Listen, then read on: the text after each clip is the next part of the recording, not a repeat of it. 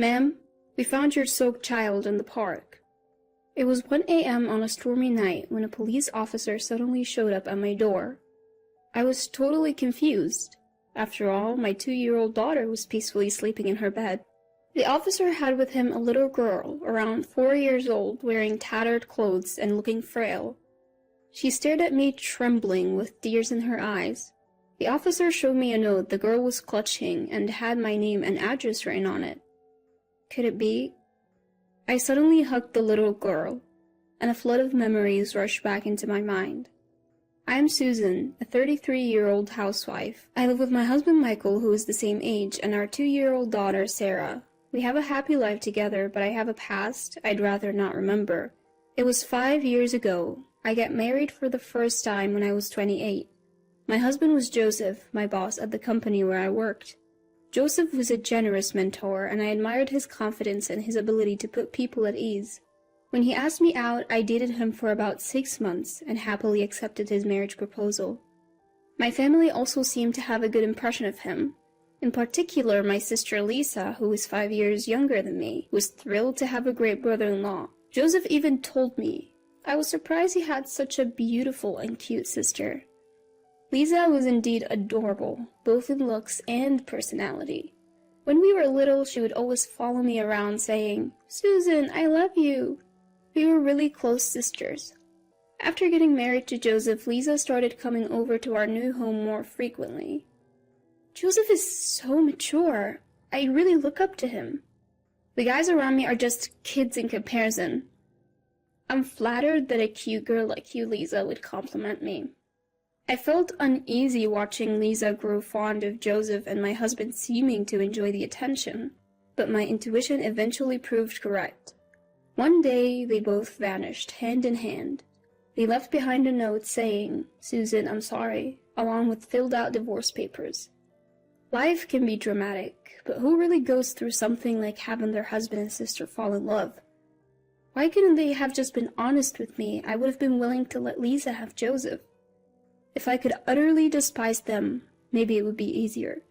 But in my case, that wasn't how I felt. I filed for divorce immediately, ending my brief marriage within a year. The one who saved me from the depths of despair after being betrayed by my loving husband and sister was my current husband, Michael. We had originally met in a college club. Michael proposed to me 3 years ago after supporting me through my recovery, and we remarried. Our daughter Sarah was born, and life had been peaceful. Then, it happened. Suddenly, at 1 a.m., our doorbell rang incessantly. Despite a raging hurricane outside, I got out of bed after patting my sleeping daughter's head, wondering what on earth was going on. With my husband away on business, I peeked outside cautiously and found a police officer standing there. "We found your soaking wet child in a nearby park." "What? My daughter is sleeping in her bed right now." "That's strange. The child has a note with your name and this address. Could you please open the door to confirm?"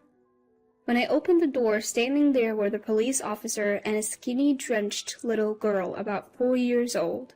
She was dressed in tattered clothes. The note she clutched read, "Please take care of this child," and the handwriting looked familiar. I couldn't help but kneel down and take her icy cold hand. Tears filled her eyes as she stared at me and shivered. This girl is... Suddenly I hugged her tightly. Memories flooded back to me. I used to hug my younger sister Lisa, who was 5 years my junior, just like this. The child was the spitting image of Lisa, and there was no mistaking that the handwriting on the note was hers. I told the police, "This child is likely my sister's." But what was such a small child doing alone in the park in the middle of the night? "What's your name?" "Jennifer." "Jennifer? Why were you in the park?" "I came to this house with Mom, then Mom disappeared, so I was looking for her." Young Jennifer couldn't explain any further. Worried, Jennifer shivers every time the howling wind and rain intensify. I softly assure her, "She's soaked. If I don't get her into a warm bath and change her clothes, she'll catch a cold."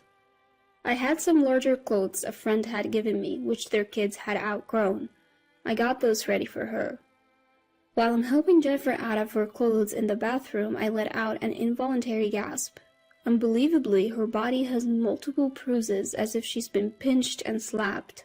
My heart tightens thinking what she's been through with such a small body. To top it off, she's wearing a handmade charm hanging from her chest over her undershirt. Curious as I am about it, I put it aside for now and get her into the bath. After the bath, when I comb her hair and dress her in clean clothes, Jennifer looks remarkably refreshed and adorable. She's thin, but she strongly resembles my sister Lisa when she was young. I'm convinced Jennifer is Lisa's daughter. I took her into bed, wrap her in a blanket, and hug her. "Rest easy. Good night," I say. She murmurs, "So warm," and, reassured, falls deeply asleep. The next morning, while Jennifer and Sarah are still sleeping, my mobile phone rings. An unknown number. Cautiously, I answer. No one speaks, but I can hear faint breathing. "Lisa, is that you?" "No, it's me, Joseph. Long time. Glad your number hasn't changed, Susan." "It's my ex-husband, Joseph. What do you want now?" "Strange question, but are you taking care of a girl?" I hesitate, but feign ignorance, recalling last night. "What are you talking about?" "How's Lisa?" Joseph avoids answering and hangs up, saying, "Never mind then." In truth, after Jennifer had gone to sleep, I'd opened the charm and found a letter inside. It read, "Susan, I'm sorry, I know I can't ask for favors now, but please take care of my daughter, Jennifer." Additionally, the letter had shocking revelations that left me trembling with anger. It also provided the location of the bar where my sister works, so I decided to go meet her. I'll leave Sarah and Jennifer with my mom at our family home. Seeing Jennifer, my mom softly holds her and says, "She looks just like Lisa," tears filling her eyes. A week ago, Lisa suddenly called. She said she wanted to apologize in person and asked for your address. So that's how she found me.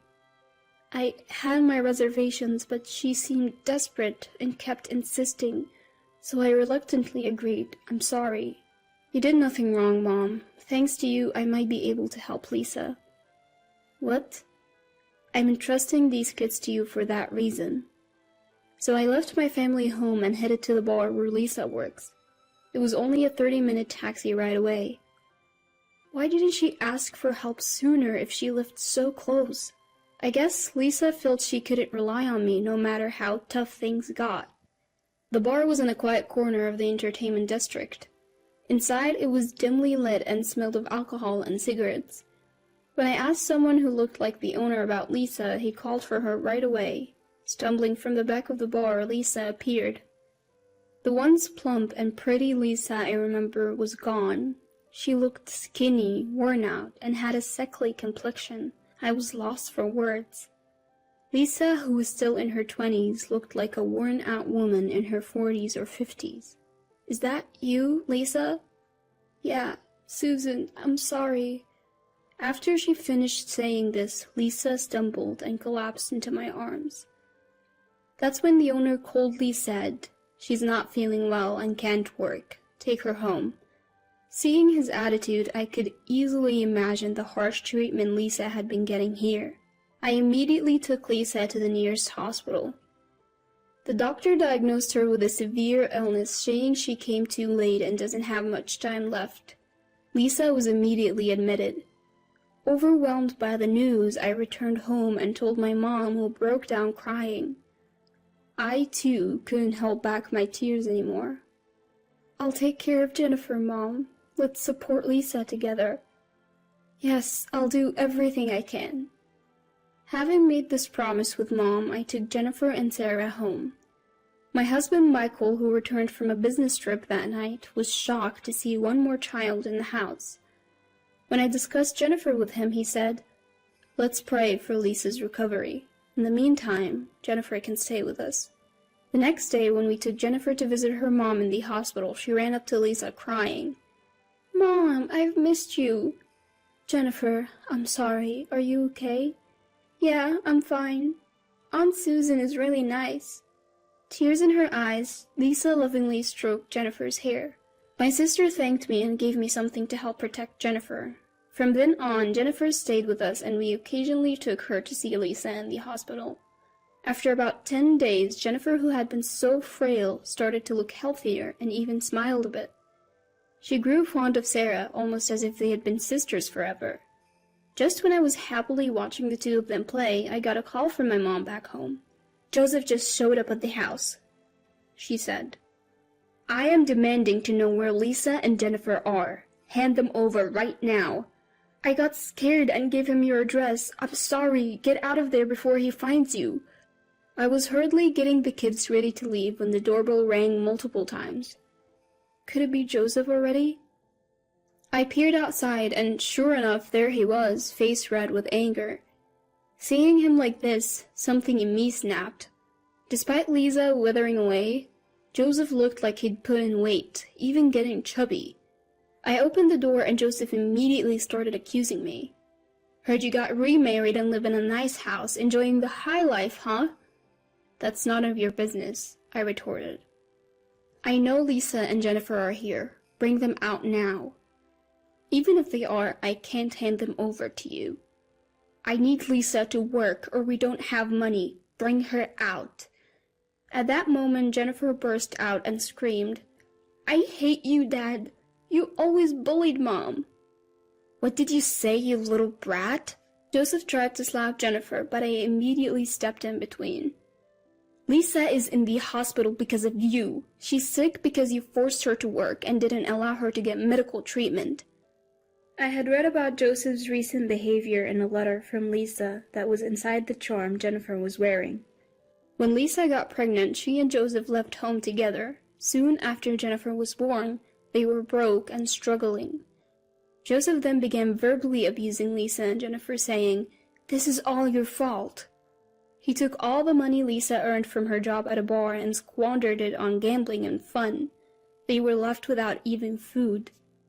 Eventually, the stress piled up and Lisa fell ill, but they had no money for medical care. My sister had written, "I won't be able to raise Jennifer if things keep going like this. At least I want to save our child." So she thought it would be best to entrust this matter to me. However, when Joseph heard it, far from showing remorse, he spat out foul words. "Lisa and Jennifer are to blame for everything. They ruined my life. It's only right that they make amends. I don't know what sort of life you've been leading, but you've brought all this upon yourself. It's all your own doing." "No, Lisa came on to me. I had no choice but to get involved. It's all her fault." "You got to be kidding me. You're the adult here, and you took advantage of a young girl like Lisa. You've done terrible things to my sister and Jennifer. I'll have you prosecuted." "You have no proof. Still think so after seeing this?" I showed Joseph pictures of Jennifer covered in bruises, as well as medical reports saying Lisa also had bruises all over her body. Joseph's face changed for a moment, but he soon began to taunt me again. "See? Women are so foolish. Who's to say who caused those bruises? Especially with Jennifer. It could have been her mother." "You're a despicable man. I have more evidence. Take a look at this." I showed him a mobile phone entrusted to me by Lisa. The phone contained audio clips of Joseph spewing abuse and committing acts of violence, providing ample evidence. Suddenly, Joseph lunged at me, trying to snatch the phone away. "Stop it! What are you doing?" At that moment, Michael and the police arrived, raising their voices and pulling Joseph's grabbing hand away from me. Actually, right after receiving a call from my mother, I had contacted my husband and the police. "Joseph, what you've done to my sister and Jennifer is unforgivable. I'll be handing all the evidence over to the police. You better reflect on your actions." Joseph was immediately taken away in a police car. Michael looked at me with a mix of disbelief and concern, letting out a sigh. "You should have waited for me. What you did was reckless." "I'm sorry, I just couldn't stand Joseph anymore." "Are you hurt?" As he said this, looking me over for injuries, I felt so grateful that I had married this man. That night, we got a call from the hospital. Lisa's condition had suddenly worsened and she was critical. I rushed there with Jennifer. Lisa was barely breathing, but still conscious. "Hang in there. Joseph is arrested now. You're safe." Susan, I'm sorry I messed up. Don't say that. I'm the one who introduced you to that horrible man. This isn't your fault, Lisa. Thank you. Please take care of Jennifer.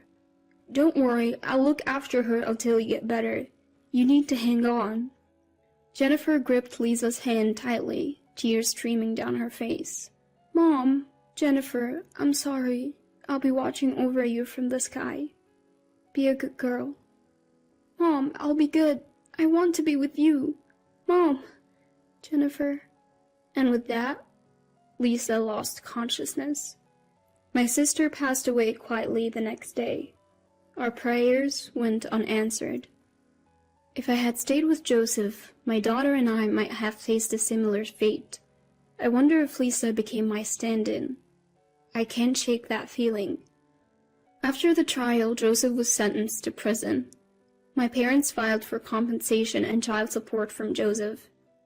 His parents apologized for their son's actions and offered to cover the costs. They promised to make him work to pay them back after his release. Jennifer chose to live with us, so we plan to adopt her. The compensation and child support will be saved for her future. Now, Sarah looks up to Jennifer like a real sister. Seeing them together reminds me of my own sister and me when we were young. I'm committed to supporting both of them as they grow up.